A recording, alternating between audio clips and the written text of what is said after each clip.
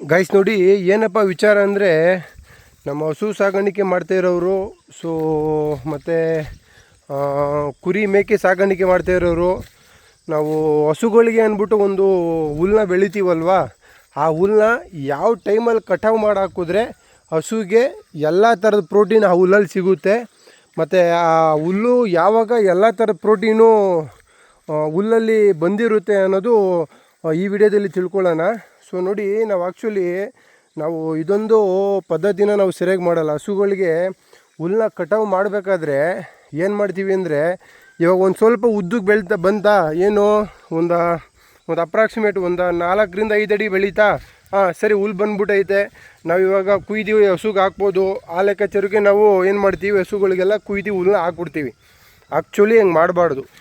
ಯಾವುದೇ ಒಂದು ನಾವೇನು ಯಾವ್ಯಾವ ಥರದ್ದು ನಾವು ಹುಲ್ಗಳನ್ನ ಬೆಳಿತೀವಿ, ಇವಾಗ ನೋಡಿ ಲೈಕು ಹೇಳ್ಬೇಕಂದ್ರೆ ನೇಪಿಯರ್ಸ್ಗಳು, ಮತ್ತು ತಿರ್ಗಾ ಜೋಳಗಳು, ಮತ್ತು ಆಫ್ರಿಕನ್ ಟಾಲು, ಎಲ್ಲ ಥರದ್ದು ಯಾವ್ಯಾವ ಥರ ನಾವು ನಾಟಿ ಜೋಳ, ಮತ್ತು ನಾವು ಒಗ್ರು ಜೋಳ ಬೆಳಿತೀವಲ್ಲ ಆ ಜೋಳಗಳು, ಎಲ್ಲ ಜೋಳಗಳು ಯಾವುದೇ ಥರದ ಹಸು ಮೇವು. ಸೊ ನೀವು ಕಟಾವು ಮಾಡೋ ಟೈಮಿಂಗ್ಸ್ ಯಾವಾಗ ಅಂದರೆ ನೋಡಿ, ಈ ಥರ ಹೂ ಬಿಟ್ಟಿರಬೇಕು. ಈ ಥರ ಹೂ ಬಿಟ್ಟಿದ್ದಾಗ ಸೊ ಈ ಹುಲ್ಲು ಎಲ್ಲ ಥರದ್ದು ಪ್ರೋಟೀನು ಈ ಹುಲ್ಲಲ್ಲಿ ಇರುತ್ತೆ ಇವಾಗ. ಸೊ ಈ ಹುಲ್ಲನ್ನ ನೀವು ಕಟ್ ಮಾಡಿ ಹಸುಗೆ ಹಾಕಿದ್ರೆ 100% ಹಸಿಗೂ ಕೂಡ ಯಾವುದೇ ಥರದ್ದು ರೋಗ ರುಜಿನಗಳು ಬರೋಲ್ಲ, ಹಸಿಗೂ ಕೂಡ ಎಲ್ಲ ಥರದ ಪ್ರೋಟೀನು ಕೂಡ ಸಿಗುತ್ತೆ. ಸೊ ದಯವಿಟ್ಟು ನೋಡಿ, ಹಸು ದನ ಮತ್ತು ಕುರಿಗಳನ್ನ ಸಾಗಾಣಿಕೆ ಮಾಡ್ತಾ ಇರೋರು, ಹುಲ್ಲು ಇವಾಗ ಬೆಳೆದಿಂದ್ಬಿಟ್ಟೈತೆ, ಸೊ ಇವಾಗ ನೀಟಾಗಿ ಚೆನ್ನಾಗೇ ಗೊಬ್ಬರ ಹಾಕಿ ಮೇವು ಹಾಕ್ಬಿಟ್ರೆ ಬಂದುಬಿಡುತ್ತೆ ಬರ್ರಂತ ರಪ್ಪಂತ. ಸೊ ನೋಡಿ, ಈ ಥರ ಬಿದ್ದೋಗ್ಬಿಡುತ್ತೆ, ಬೆಳೆದ್ಬಿಟ್ಟಿದೆಯಲ್ಲ, ಸೊ ನಾವು ಕುಯ್ದು ಹಾಕ್ಬಿಡೋಣ ಅಂತ ದಯವಿಟ್ಟು ಹಾಕಿದ್ರೆ ಹಸುಗಳಿಗೆ, ಎಕ್ಸ್ಪೆಷಲಿ ನೇಪಿಯರ್ಗಳಂತೂ ಸೊ ಸ್ವಲ್ಪ ಎಫೆಕ್ಟ್ ಇರುತ್ತೆ, ಅಷ್ಟು ಪ್ರೋಟೀನ್ಗಳು ಸಿಗೋದಿಲ್ಲ ಹಸುಗಳಿಗೆ. ಸೊ ಅದರಿಂದ ಏನು ಮಾಡಬೇಕು ನೀವು ನೋಡಿ, ಈ ಥರ ಫುಲ್ಲು ಎಲ್ಲ ಬೆಳೆದು ನೋಡಿ, ಈ ಥರ ಹೂ ಬಿಡೋ ಟೈಮಿಂಗಲ್ಲಿ ನೀವು ಕುಯ್ಯೋಕ್ಕೆ ಸ್ಟಾರ್ಟ್ ಮಾಡಿದ್ರೆ ಸೊ ಕಟಾವು ಮಾಡೋದಕ್ಕೆ 100% ಅದರಲ್ಲಿ ಎಲ್ಲ ಥರದ ಪ್ರೋಟೀನ್ ಇರುತ್ತೆ. ನೀವು ಯಾವುದಾದ್ರೂ ಬೇರೆ ಬೆಳೆನೇ ತಗೊಳ್ಳಿ ಗೈಸ್. ಸಸ್ಯಗಳಲ್ಲಿ ನಾವು ಬೆಳಿತೀವಲ್ಲ, ಯಾವುದೇ ಸಸ್ಯಗಳನ್ನ ತೊಗೊಂಡ್ರೂ, ಯಾವುದೇ ಹುಲ್ಲುಗಳಾಗಲಿ, ಅವೆಲ್ಲ ಕಟಾವು ಮಾಡೋ ಟೈಮಿಂಗ್ಸ್ ಯಾವಾಗ ಅಂದರೆ ಫ್ಲವರಿಂಗ್ ಟೈಮಿಂಗ್ಸ್. ಆ ಫ್ಲವರಿಂಗ್ ಟೈಮಿಂಗ್ಸಲ್ಲಿ 100% ಅದು ಒಂದು ಎಲ್ಲ ಥರದ್ದು ಕಟಾವ್ಗೆ ಅದು ಎಲಿಜಿಬಲ್ ಇರುತ್ತೆ. ಸೊ ನೀವು ಆವಾಗ ಕಟ್ ಮಾಡಿ ಹಾಕಿದ್ರೆ 100% ಅದರಲ್ಲಿ ಎಲ್ಲ ಥರದ್ದು ಪ್ರೋಟೀನ್ ಇರುತ್ತೆ. ಸೊ ನಿಮ್ಮ ಹಸುಗಳಿಗೂ ಕೂಡ ಎಲ್ಲ ಥರದ ಪ್ರೋಟೀನು ಕೂಡ ಸಿಗುತ್ತೆ. ನಾವು ನೋಡಿ, ಆ್ಯಕ್ಚುಲಿ ಇದು 1 ಎಕರೆ ಹುಲ್ಲಲ್ಲಿ 3 ಥರ ಹುಲ್ಲು ಹಾಕಿದ್ದೀನಿ ನೋಡಿ. ಯಾರಿಗಾರು ಗೊತ್ತಿದ್ರೆ ಗೆಸ್ ಮಾಡಿ, ದಯವಿಟ್ಟು ಕಮೆಂಟ್ಸ್ ಮಾಡಿ ಇದು ಯಾವ ಹುಲ್ಲು ಅಂದ್ಬಿಟ್ಟು. ನೆಕ್ಸ್ಟ್ ಇನ್ನೊಂದು ಹುಲ್ಲು ತೋರಿಸ್ತೀನಿ ಬನ್ನಿ. ಇದು ಜವಳ. ಇದು ಯಾವ ಜವಳ ಅಂದ್ಬಿಟ್ಟು ಇದೊಂದನ್ನು ಗೆಸ್ ಮಾಡಿ ನೀವು. ನೆಕ್ಸ್ಟು ಇನ್ನೊಂದು ಮುಂದ್ಗಡೆ ನೇಪಿಯರ್ಸ್ಗಳು ಹಾಕಿದ್ದೀನಿ, ಒಂದು ಕಾಫ್ 31 ಅಂತ ಹಾಕಿದ್ದೀನಿ. ಸೊ ಅದನ್ನು ಕೂಡ ತೋರಿಸ್ತೀನಿ. ಆ್ಯಕ್ಚುಲಿ ಕಾಫ್ 31 ಜಾಸ್ತಿ ಕನ್ಫ್ಯೂಸ್ ಆಗೋದು. ನಮ್ಮ ರೈತರುಗಳು ಹೆಂಗೆ ಮಾಡ್ತಾರೆ ಅಂದರೆ, ಹುಲ್ಲು ಬೆಳೀತಾ ಸರಿ ತಗೊಳ್ಳಿ ಕುಯ್ದಾಕಿ ಅನ್ನೋ ಲೆಕ್ಕಾದ್ರೆ ಕುಯ್ದು ಹಾಕ್ಬಿಡ್ತಾರೆ. ಆ್ಯಕ್ಚುಲಿ ಹಂಗೆ ಮಾಡಬಾರ್ದು.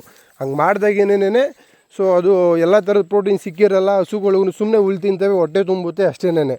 ಸೊ ಈ ಥರ ಫ್ಲವರಿಂಗ್ ಟೈಮಿಂಗ್ ಆದಮೇಲೆ ನೀವು ಅದನ್ನು ಕಟ್ ಮಾಡಿ ಹಾಕಿದ್ರೆ 100% ಎಲ್ಲ ಥರದ ಪ್ರೋಟೀನ್ ಇರುತ್ತೆ ಹುಲ್ಲಲ್ಲಿ, ಹಸುನೂ ಕೂಡ ಎಲ್ಲ ಥರದ ಪ್ರೋಟೀನ್ ಸಿಗುತ್ತೆ.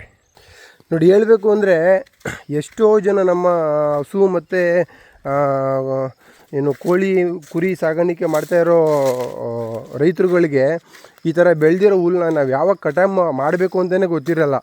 ಸೊ ದಯವಿಟ್ಟು ಅಂಥವರು ನೋಡಿ, ಹೂವು ಯಾವಾಗ ಬಿಡೋಕ್ಕೆ ಸ್ಟಾರ್ಟ್ ಆಗುತ್ತೆ ಆವಾಗ ನೀವು ಬೆಳೆದಿರೋ ಹುಲ್ಲು ಹಸುಗೆ ಕಟ್ ಮಾಡೋದಕ್ಕೆ ಯೋಗ್ಯ ಇರುತ್ತೆ. ಆವಾಗ ಆ ಹುಲ್ಲಲ್ಲಿ ಎಲ್ಲ ಥರದ್ದು ಪ್ರೋಟೀನ್ ಇರುತ್ತೆ. ಸೊ ದಯವಿಟ್ಟು ಈ ಥರ ಫ್ಲವರಿಂಗ್ ಟೈಮ್ ಅಂದರೆ ಹೂ ಬಿಡೋಕ್ಕೆ ಸ್ಟಾರ್ಟ್ ಆದಾಗೆ ಅದನ್ನು ಕಟ್ ಮಾಡಿ ಹಾಕಿದ್ರೆ ಸೊ ಬೆಸ್ಟ್ ಇರುತ್ತೆ. ನಿಮ್ಮ ಹಸುಗಳಿಗೂ ಎಲ್ಲ ಥರದ ಪ್ರೋಟೀನ್ ಸಿಗುತ್ತೆ. ನೋಡಿ, ನೀವು ಯಾವುದೇ ಒಂದು ಸಸ್ಯನ ತಗೊಂಡ್ರೆ ನೋಡಿ, ಹುಲ್ಲಲ್ಲಿ ಎಕ್ಸಾಂಪಲು ನೋಡಿ, ಇದು ಎಷ್ಟು ಒಂಥರ ಬಿಳ್ಸ್ಕೊಂಡೈತೆ ಕೆಂಚುಗೆ ನೋಡಿ. ಅದೇ ಈ ಹುಲ್ಲು ನೋಡಿ ಎಷ್ಟು ಗ್ರೀನಿಶ್ ಆಗೈತೆ. ಅದು ಏನು ತೋರಿಸಿದೆ ಗೊತ್ತಾ, ಅದಕ್ಕೆ ಏನೋ ಶಾರ್ಟೇಜ್ ಆಗೈತೆ. ಏನಂದರೆ ಬೇಸಿಗೆನಲ್ಲಿ ನಾವು ಬೆಳೆದಿರೋದ್ರಿಂದ ಸೊ ಅದಕ್ಕೆ ನೀರು ಕಮ್ಮಿ ಆಯಿತು. ಸೊ ಅದು ಹೇಳ್ತಾಯಿದೆ ನೋಡಿ, ಅದು ಕಲರಲ್ಲೇ ಹೇಳ್ತೈತೆ. ಸೊ ಈ ಥರ ನೀರು ಕಮ್ಮಿ ಆಗೈತೆ, ಮತ್ತು ತಿರ್ಗಾ ಪ್ರೋಟೀನ್ ಅದಕ್ಕೆ ಸಿಗಬೇಕಾಗಿರೋ ಪೌಷ್ಟಿಕಾಂಶ ಸಿಕ್ಕಿಲ್ಲ.